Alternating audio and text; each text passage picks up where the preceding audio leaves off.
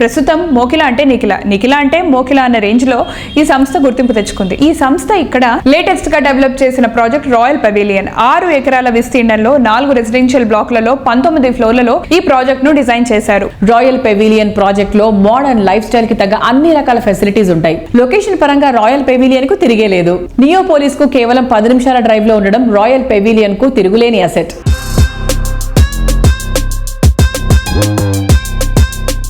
Hello sir. Hello, ఎలా ఉన్నారు? Good sir, project royal pavilion అసలు రాయల్ ని పెట్టడానికి ముఖ్య ఉద్దేశం ఏంటి అండ్ కస్టమర్స్ కి ఎలాంటి కంఫర్ట్స్ ఇస్తున్నారు? మనం ఏదైనా ఒక నేమ్ చూస్ చేసే ముందు దాంట్లో ఏమి ఇస్తామో చూసి జనరల్ గా నేమ్ సెలెక్ట్ చేయడం జరుగుతుంది. నక్షత్రం ప్రకారం మనం పిల్లలకి పేరు ఎలా పెడతామో అలాగే ప్రాజెక్ట్ కూడా పేరు ఇవ్వడం జరుగుతుంది. దీనికి రాయల్ పెవిలియన్ ఎందుకు పెట్టామంటే ఇందులో ఉన్నటువంటి అన్ని రకాల ఫెసిలిటీస్ కూడా చాలా రాయల్ గా, లగ్జరీగా, కంఫర్ట్ గా ఉంటాయి. ఫర్ ఎగ్జాంపుల్, మనం ఇది 4 బ్లాకులుగా కాంప్లెక్స్ గా కడుతున్నాం మనం, ఏబిసిడి. దీనికి 2 క్లబ్ హౌస్లు ఇస్తున్నాం, అంటే ట్విన్ క్లబ్ హౌస్ ప్రాజెక్ట్. ఇలాంటి ప్రాజెక్ట్ ఈ ఏరియాలో ఎక్కడ కూడా లేదు. ట్విన్ క్లబ్ హౌస్లు ఇవ్వటమే కాకుండా రెండింటిలో కూడా 2 స్విమ్మింగ్ పూల్స్ ఇస్తున్నాం. 2 స్విమ్మింగ్ పూల్స్ కూడా టెర్రస్ మీద ఇస్తున్నాం.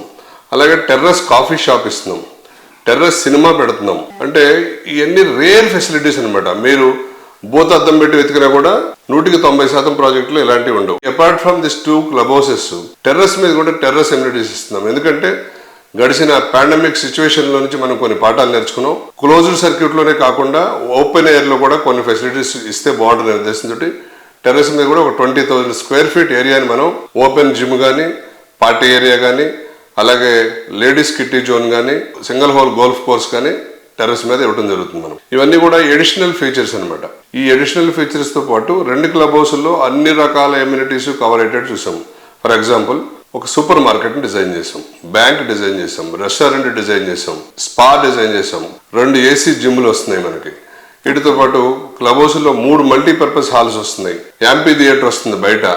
తర్వాత మళ్ళీ కిట్టి పార్టీ రూమ్ ఇస్తున్నాం, సీనియర్ సిటిజన్ రూమ్ ఇస్తున్నాం, అలాగే చిల్డ్రన్ ప్లే ఏరియా ఇస్తున్నాం. అంటే ఒక కుటుంబంలో ఉండేటటువంటి అన్ని రకాల వ్యక్తులకి అందుబాటులో ఉండే అన్ని రకాల ఫెసిలిటీస్ని కూడా గుర్తించి డిజైన్ చేసి వాటిని అందుబాటులోకి తీసుకురావడం జరుగుతుంది.